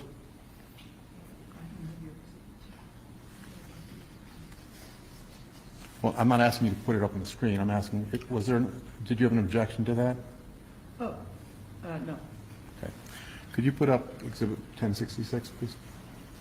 Are you asking for it to be admitted? I will, yes, since there appears to be no objection. Can it be admitted, Your Honor? Yeah, 1066 is admitted. Okay. And sir, I will represent to you that this is a collection of tweets from your Twitter account. Yeah, get his tweets. Yeah, And- baby. I'm sorry? We're having a slight technical snafu, so Fast forward, fast forward, fast forward. Let's get it. There it is. Why don't we look at page 16 first? So if you put page 16 up. Swalwell says, if you think they'll stop with a woman's right to You choose, recognize that as a tweet from your make him read verified it. Twitter account. Can you read that? Dated May 2nd, 2022. Can you read that, please? Yes, I do. Okay, and if you think they'll stop with a woman's right to choose, you haven't been paying attention. We have to fight like our lives depend on it, because clearly they do. Oh. You wrote that, right? Yes, I did. And you were not calling for any sort of a physical fight, correct? No, sir, I was not. You were not advocating violence? I was not. Are you responsible for attacks on And, abortion if you facilities? Look at the next page, Swalwell? please. Okay, and this is another tweet from your verified account, is that right? Yes, sir. Okay, and you wrote, this is just the beginning, they won't stop. Fight like your lives depend on it, because they do, right? Wow. It says hashtag vote blue, yes. Yeah. And again, you were not calling for physical violence, that was a metaphorical fight, right? Correct. Nice. Go through a bunch more examples, but I'm not. That's their audio. A great Bad. deal of time on that. There was one other, here that was, I did want to bring your attention and ask you about. If you would- Please. Is this a tweet from your verified Twitter account dated February 4th, 2022? Looks like it, yes. Okay. And you write there, It says Cheney and Kinzinger may not party, be in my but in party. this fight, we're all on the same side. Do you see that? Yes, I do. Okay. And what fight were you referring to here? I had to see the tweet above it to have context, but I'm assuming, based on the date, that it refers to the January 6th. No, it's the invasion of Russia.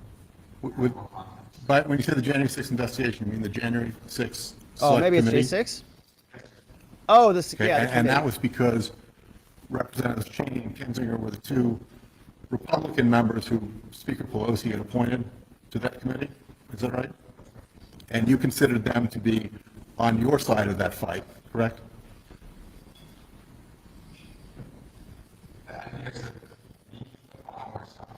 All right, audio's bad. Okay. All right, we'll put that exhibit aside. Should have made him read them. Can you read that, please, for us?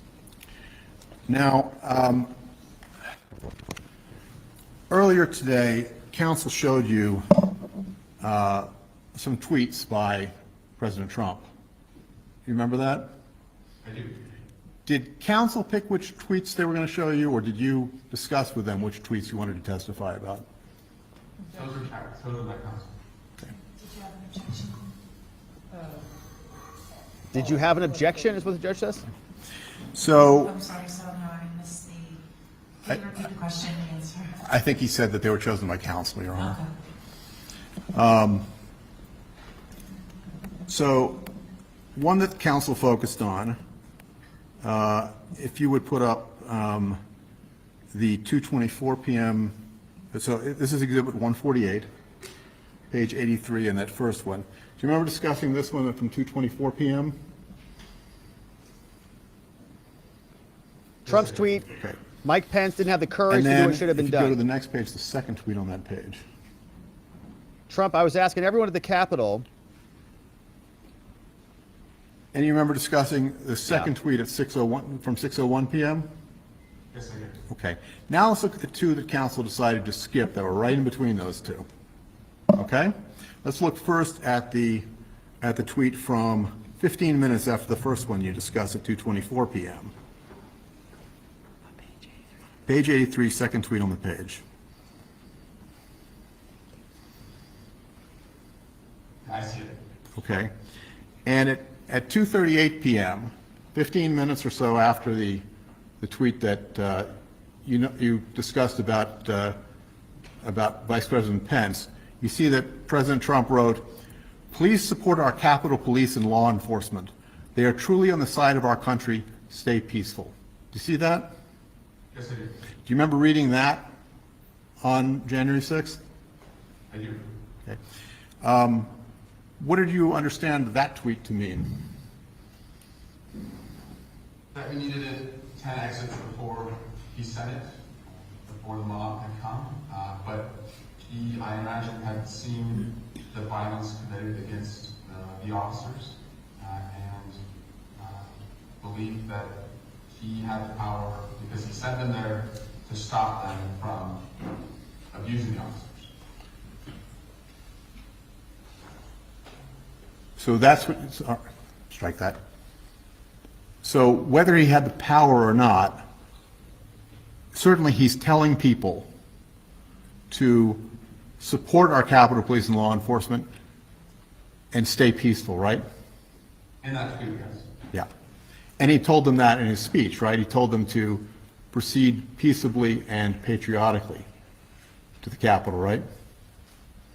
You'd have to play that for me. I don't. Okay, well, the judges heard it, so I'm not going to take the time to replay that now. Let's look at the next tweet that he sent at 3:13 p.m. If you put that up, please. You see that tweet? He says, "I'm asking for everyone at the U.S. Capitol to remain peaceful. No violence!" Exclamation mark. Remember, we are the party of law and order. Respect the law and our great men and women in blue. Thank you! Exclamation mark. You see that? They like to skip over those tweets. Okay. Do you remember reading that on January 6th? I do, yes. Okay. What did you understand that to mean on January 6th, sir? That a lot of violence had taken place. At that time, I was, as I said, probably just arriving with a gas mask in my hand to the evacuation room, and the president is asking the violent rioters to stop attacking the police. Okay. So that's a couple of posts between the two posts that you had previously discussed where the president is asking people to stop attacking and be peaceful, right? In these tweets, yes. In those tweets. And we looked at a short video of about 1 minute where he asked people to do exactly the same thing, right? To be peaceful. Essentially, yes. Yeah. And that came somewhere in the 3 o'clock hour, so presumably around or slightly after that 3:13 p.m. tweet, right? That's not right, yes. Yeah.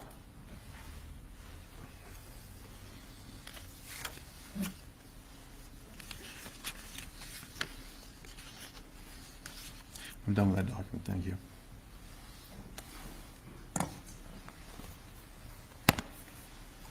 All right, looks like they're done with the tweets. Shifting gears.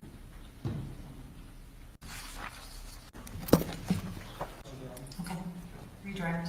And that's it. All right, so that's cross-examination of Eric Swalwell, the guy who made Bang Bang with Fang Fang a CCP spy, now also doing his part in testifying against Trump.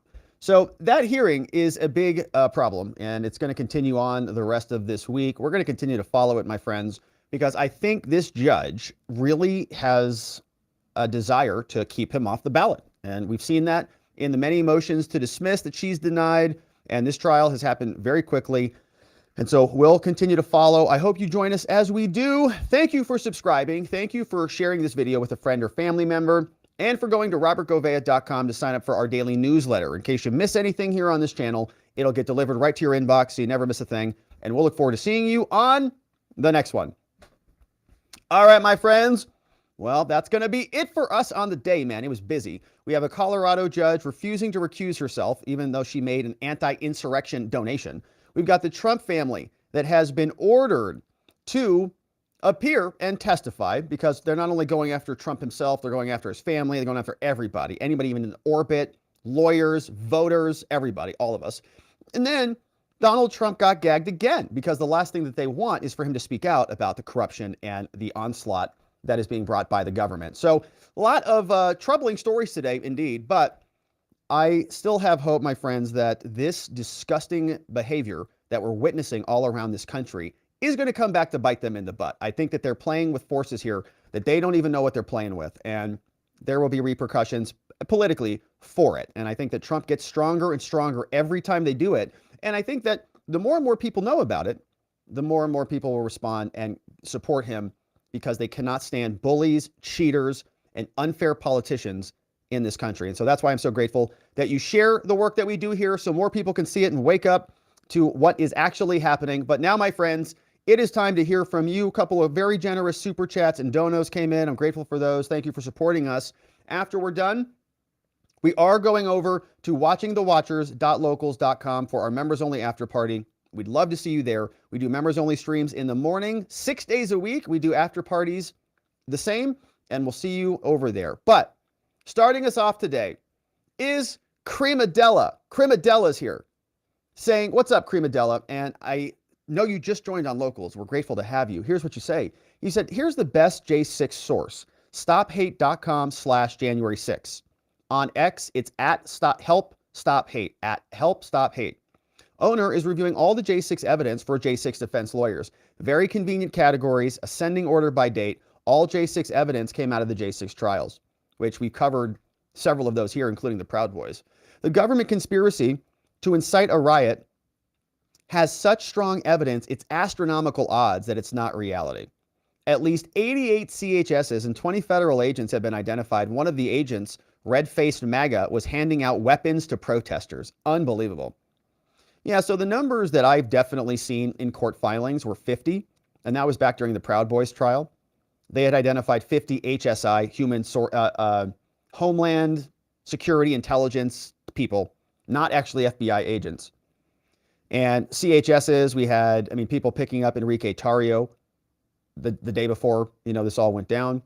And so, yeah, I agree. I think that they were there to try to cause this, honestly. What's up? Kylos Rex in the house. Nice dono. Says, hey, Rob, I'm watching Delayed, and you just mentioned Pence and the gag order and said he was a political opponent. Well, not anymore. He dropped out. And I think I kind of caught myself on that later. But you're right about that.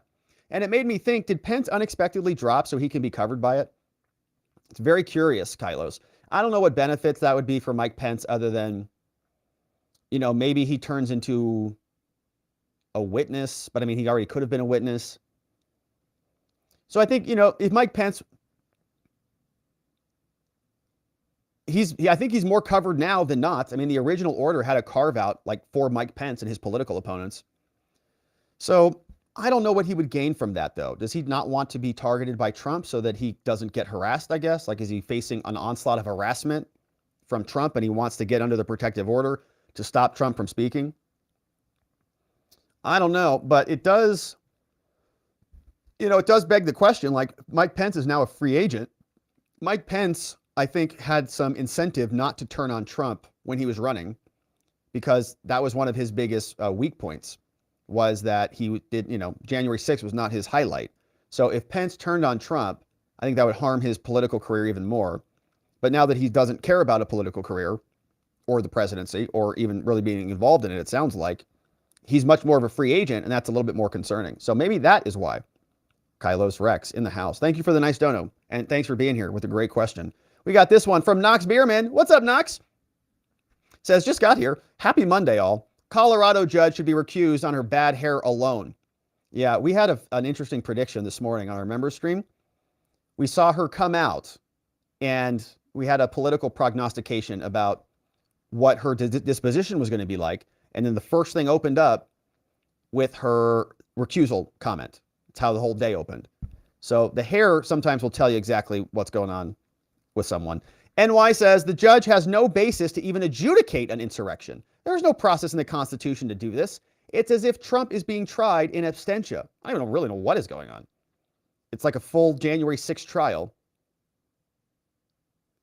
It's a strange thing for a civil hearing to define insurrection. I don't know. Raymond's here. What's up, Raymond Loera says, howdy, y'all. Colorado judge appointment was effective October 5th, 2022, and then she gave money on October 15th, 2022. Did I read those docs correctly? I thought I had different dates on them, but let's see where those documents were. So here is Sarah. August 18th is the date of the appointment. So I have August 18th is the date that she got appointed. Is that right? Governor Jarris appoints Sarah B. Wallace. Oh, you're right. I skipped over that. Wait. No, that's from Mark Bailey. Mark Bailey will fill the vacancy created. Sarah will fill the vacancy created by the retirement effective January 10th. Okay, so she actually doesn't go into office until much later. But this guy, Mark Bailey, was in earlier. So I still think that our timeline holds up. So I still think this is accurate. So it was 3 days after. But you're right. There was that other guy took office more sooner than that. But there was another comment. This came in. So I don't think it matters, actually, Raymond, because this came in from this old guy. This old guy's over on Locals. He says Colorado Rules of Judicial Conduct, Rule 4.1, specifically applies to judicial candidates. Okay. So even if she wasn't the judge yet, she certainly applied for a judge. And oh my gosh, I don't even know what that looks like. But I know applying to become a lawyer is like, oh, it's like one of the worst things you've ever gone through. Character and fitness, you got to show every traffic ticket, everything. Like they comb through your whole life like an audit. It's disgusting. But for a judge, I bet it's a whole nother tier. So specifically applies to judicial candidates, and she didn't brush her hair, and she's busted. Yeah, she got busted for making an anti-insurrection dono, and now she's ruling on an insurrection case. And she put a memo in there that says specifically earmarked for the Colorado Turnout project. So, yeah, I mean, even if the dates don't line up, even she's a judicial candidate, and so she shouldn't have made that dono as a candidate when she was appointed 3 days later. Good to see you guys. Jarbot says, at least they correctly say it was a mob, not a standing army. These U.S. Capitol Police have lied in J6 trials. Did you witness Trump violence? Did you witness Trump issue orders to enter? Epps certainly did, from Jarbot. Over on the Rumbles. Thank you, Jarbot. And shout out to our friends on Rumble over there. Yeah, I've seen a lot of that. And you know who's doing great work on this is Julie Kelly. Julie Kelly posted a tweet. She said, if we could see what was actually happening inside the J6 trials, there would be a lot of very, very angry people out there. And I agree with that, which is why they don't want us to see what's happening. This is from NY over on the Locals. Here says, some inside baseball. Early on, Dems thought of Swalwell as a JFK Jr. incarnation. He's not good under pressure. He gets nervous and he stutters. Yeah, he didn't seem like he was really in his element on that. MAGA Hat Stays says, what is up with the sound? I don't know. Got to ask the court. Yeah, their sound was wonky. I don't know if it was, first of all, the audio levels were very bad. And then it was also like stuttering, like it was distorted. And I don't know if that was just their Zoom internet speeds or what, but I was a little annoying. Hopefully they fix it tomorrow. Michael Neiman's in the house. What's up, Michael? Welcome to our membership community. Grab the Telegram link so that you can stick around, join us on the members only after party if you care to do that. Otherwise, we'll see you on our members only stream in the morning. We got MAGA Hat Stays says the ACLJ said the goal is to fast track the case to the Supreme Court. Yeah, and I think Trump's people have already filed a motion, an appeal to the Colorado Supreme Court. So we'll see what Colorado does. I do know they filed a motion for a stay at the Colorado Supreme Court, but I'm not sure what that status is. Thank you, MAGA Hat. What about me? Says, has been a member for 7 months, which is almost a baby. We're in the 3rd trimester. Says, please refer to the judge as Bill Barr in a wig. Thank you. That's like, yeah, it's pretty close. It's pretty close. Oh, no. All right. So that is from What About Me? 3/4 of a baby. We got CFB Gaming says, welcome. Oh, hey, welcome.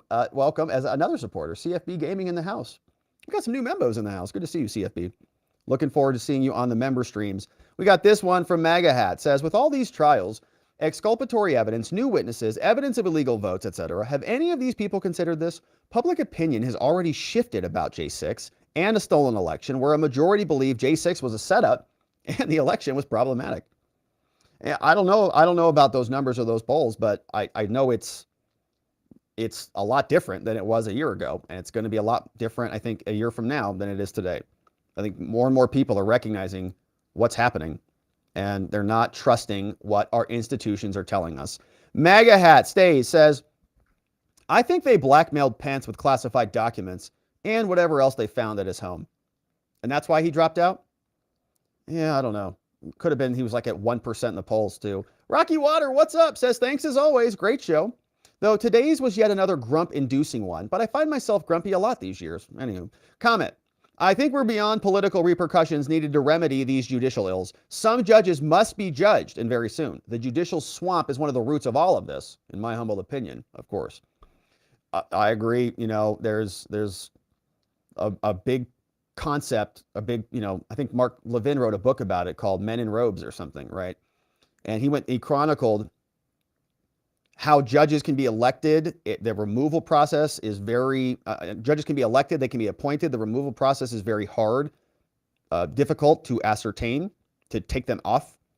And when you have a judge like this, look at the damage that this one judge can do to the entire country. As soon as she, which I think she'll do, rules to keep Trump off the ballot, it will start, the domino effect will happen all across the country. And SCOTUS is going to have to figure it out. So I think SCOTUS might, I don't know what the solution is to biased, partisan judges, but it's something that we've dealt with for a long time. I think that we're just going to have to, go through it. The Supreme Court is going to have to clear a lot of this up for us, but thank you, Rocky. Hey, Tony Hay Munkets is here. Says Trump hasn't been charged with insurrection. He hasn't been convicted of insurrection. So how can Colorado even bring this up? Well, their argument was that it was self-executing, and that actually they also argued that Trump was impeached. Trump has been indicted. Okay, these things are evidence enough that an insurrection occurred and that it's self-executing, and there's not, like, the standard is very low. They don't think that there is more required in order to cross that threshold. And honestly, the judge has agreed with them. I know it sounds insane, but the judge has agreed. Good to see you, Tony Hay. Brenda Fogel in the house. First super chat from Brenda. Thank you, Brenda. Nice balloons coming in the house. Very generous dono from the American flag, great state of Florida. Thank you very much, Brenda, for being here and for dropping in the first dono in the house. We got this from Curtis Bartle. Curtis says, thank you for telling the truth. Man, Curtis been a member for 16 months, which is almost 2 babies, which is just incredible. A lot of babies running around here this week. And so thank you, Curtis, for being a good membo and for being here and supporting us. MAGA Hat Stays said Ted Cruz has a book called Justice Corrupted, and Kash Patel has one called Government Gangster. Yeah, it's government bureaucrats, no matter where you turn. And it's not good. All right, my friends, let's take a look at what's happening over on the X platform and see who is joining us over there before we wrap it up and go over to our members only after party and debrief. Do we have anybody joining us on the X? We do. 18 people. Oh my goodness. We're in double digits today. That's out of control. What a great way to start the week. All right, let's see who's in the house. Danny McWilliams, John McGarvey says, is this the next guy to drop out? He's talking about Chris Christie. What's up, John McGarvey's in the house, talking about Chris Christie and the guy from that terrible Star Wars movie. Danny McWilliams says, if you can't afford a lawyer, you're screwed. Sometimes that is true. Fred says, Johnny asked me, can Chutkan give Rob a gag order?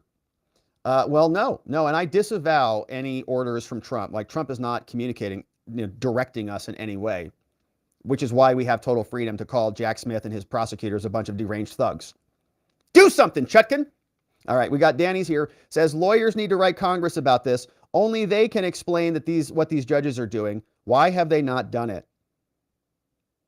Well, some are. Not all lawyers will do it. J.D. Horn says they're getting more desperate by the day. Anything to stop the eventual nomination of Donald Trump. From J.D. Horn in the house. Good to see you, Danny. Good to see you, Fred. Taco Bill is talking about the scariest thing that you'll see since Halloween. Oh my gosh, this is the scariest thing you'll ever see. Kamala Harris is an AI czar. That D guy says, Rob, look at the dates for the judges again. She knew in August that she was going to be a judge. She got the official letter in October. George says, funny story, Rob. My wife and I first stay back to the work week is Sunday. We have Friday and Saturday off. I also spend most of my time off grid working my homestead. That sounds awesome. So the days blend. Every Sunday I'm caught thinking, why is Rob not on yet? Did the feds get him? Hopefully not. Hopefully they don't get me. Because I don't break the law. We abide by the rules here. And Home Cooking Music says all Republicans are allowing it to happen. They like the Republican Party is dead asleep at the wheel. I don't even know what they're doing. Did I miss the dates? So somebody else said something about the dates. So that D guy says, look at the dates again. She knew in August that she was going to be the judge. Let me see that again. Yeah, August 18th is when she was the judge. And then, yeah, she got a point. August 18th. And then she made the, oh, are my dates wrong? Do I have the months wrong? I have the months wrong. Oh my gosh, I have the total months wrong. You guys are right about that. Look, this is August. That's not October. That is a major typo and mistake. So the appointment, that is true. So the appointment came out on August 18th. Wow, man. See, this is why I'm not any good with numbers. It says August 18th, 8/18, and then the dono came in well after the fact. So that is the correction, man. I was wrong about that. Thank you, guys. And so here, let me just show that again. Okay, there it is. So that was made 10/15. So 10/15, and the appointment was August. Oh, man. So sometimes I just can't see that stuff, but thank you for the corrections on that, man. You guys are so good. I'm glad we got that corrected. That makes that even clearer. Whew. All right, good stuff. Thank you for that. That D guy, and there was another dono that came in on that one. Very good correction. So I'm sorry I missed that. Let me see. Here that was. Boom. Raymond Loera. You guys are right, man. That D guy and Raymond Loera. Shout out. I stand corrected. Beautiful. Very well done. All right. Beautiful. Yeah, so she should have known even more, right? She should have known that she should not have done that because she had already gotten the appointment when she made the dono. Not good. Not good, my friends. Okay, so that is what we saw over on the X. Very grateful for our friends on the X. We'd love to see you join us over there at Rob Govea ESQ. We have a watcher community as well. And what's up? Alf is over there too. I see Alf Bicknell. And so, all right. So we've got some other individuals on the X that we'll leave there, and we'll go back and wrap it up, my friends. And so that is going to be it for us. Wait, we got a couple other donos in the house that came in as well. We do. Check it out. Okay, so a couple other donos. MAGA Hat says they are saying it's a civil insurrection. How can a president insurrect himself? That's a good question. I don't know. I don't know how that happens. And I don't want to speculate either. This one came in from MAGA Hats Day, says Twitter is growing, baby. It is. It's growing. We're happy to see our friends on the X platform. Nice to see you over there. MAGA Hat says Chris Christie says he's going to be the nominee. That's pretty, I think, wishful thinking. Chris Christie's good with that.